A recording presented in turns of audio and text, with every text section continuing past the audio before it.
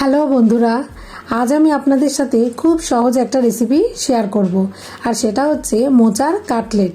তার জন্য আমি এখানে আগে থেকে মোচাটাকে লবণ ও হলুদ দিয়ে সেদ্ধ করে রেখেছি। আর দুটো আলু সেদ্ধ করে খোসা ছাড়িয়ে একটু ম্যাশ করে রেখেছি। এবার কড়াইয়ে দিয়ে দিচ্ছি পরিমাণ মতো তেল।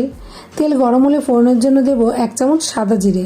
জিরেটাকে একটু নেড়ে নিয়ে দিয়ে দেবো দুটো কুচি করে নেওয়া পেঁয়াজ। এখন পেঁয়াজটাকে হালকা ভেজে নিয়ে এর মধ্যে দেবো 1 চামচ আদা রসুন বাটা। আদা রসুন বাটাটাকে পেঁয়াজের সাথে নেড়েচেড়ে নিয়ে এর মধ্যে দিয়ে দেবো লঙ্কা কুচি আর সামান্য পরিমাণ বাদাম। সব কিছু একটু নেড়ে নিয়ে এর মধ্যে দেবো 1 চামচ হলুদ গুঁড়ো, স্বাদ মতো লবণ, 1 চামচ লাল লঙ্কার গুঁড়ো আর 1 চামচ জিরের গুঁড়ো। এবার আমি সেদ্ধ করে রাখা মোচাটাকে এর মধ্যে দিয়ে মশলার সাথে ভালো করে কষিয়ে নেব। এখন দিয়ে দিচ্ছি ম্যাশ করে রাখা আলু। এবার আলুটাকে মোচার সাথে ভালো করে মিশিয়ে নেব। তারপর সবশেষে আমি দেবো 1 চামচ চিনি আর 1 চামচ গরম মশলার গুঁড়ো। আবারও একবার সব কিছু নেড়ে নিচ্ছি। আর দেখুন পুরটা আমার একদম রেডি হয়ে গেছে। এবার এটাকে একটা বাটিতে তুলে নিচ্ছি।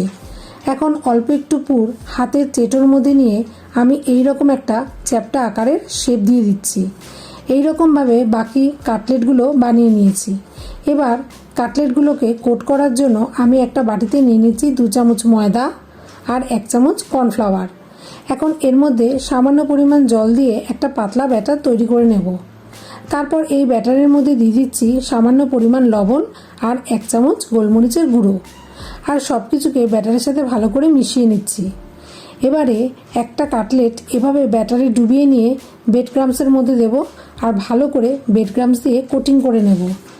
এখন কড়াইয়ে দিয়ে দিচ্ছি বেশ অনেকটা পরিমাণে তেল। তেল গরম হলে আমি এর মধ্যে কাটলেটটাকে ছেড়ে দিচ্ছি। একদিক আমার ভাজা হয়ে গেছে, তাই উল্টে দিচ্ছি অপর দিকটা ভাজার জন্য। এভাবে একটু সময় নিয়ে এটাকে লাল করে ভেজে নিতে হবে। কাটলেটটা আমার ভাজা হয়ে গেছে। এবারে এটাকে আমি একটা প্লেটে তুলে নিচ্ছি। আর এইভাবে খুব সহজে অল্প কিছু উপকরণ দিয়ে তৈরি করে নিলাম আমার আজকের রেসিপি টেস্টি মোচার কাটলেট।